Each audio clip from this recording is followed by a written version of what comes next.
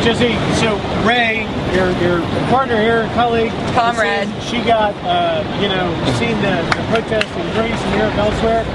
Did you guys take your cue from that? Are you hoping to incite, certainly what was a lot of attention, if not police activity? I know over the weekend there was over 100 arrests, and you guys got things fired up. Are you taking your cues from the international movement? How do you want to see this in? What do you, if you could have it in a perfect way, how would it be? Well, I don't know. It's really difficult to kind of answer questions leading to those conclusions. I'd say that we didn't take our cue off of anybody, really. It became a more spontaneous movement. As far as seeing this end, I wouldn't like to see it end. I think I'd like to see the conversation continue. This is what we should have been talking about after 2008 when the economy collapsed. We basically patched a hole on the tire and said, yeah, let the car keep rolling.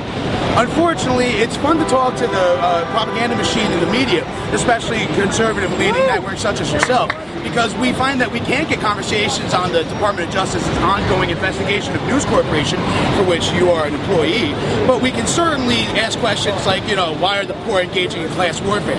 Now, after 30 years of having our living standards decrease while the wealthiest 1% have had it better than ever, I think it's time for maybe, some participation in our democracy that isn't funded by news cameras and gentlemen such as yourself.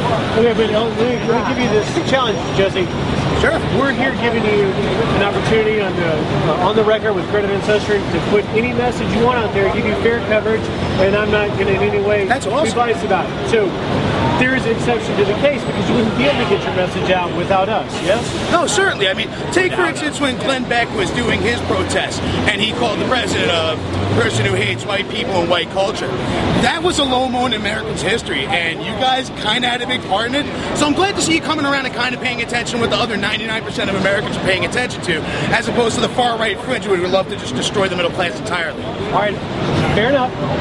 You have a voice and an important reason to criticize myself, my company, and anyone else. But let me ask you this. In fairness, does this administration, or President Obama, have any criticism as to the financial situation in the country's in there? I think myself, as well as many other people, would like to see a little bit more economic justice or social justice, Jesus stuff, as far as feeding the poor, health care for the sick. I find it really entertaining that people like to hold the Bill of Rights up while they're screaming at gay soldiers, but they just can't wrap their heads around the idea that a for-profit healthcare system doesn't work. So let's just look at it like this. If we want the president to do more, let's talk to him on a level that actually reaches people, instead of asking for his birth certificate and wasting time with total nonsense like cilantro.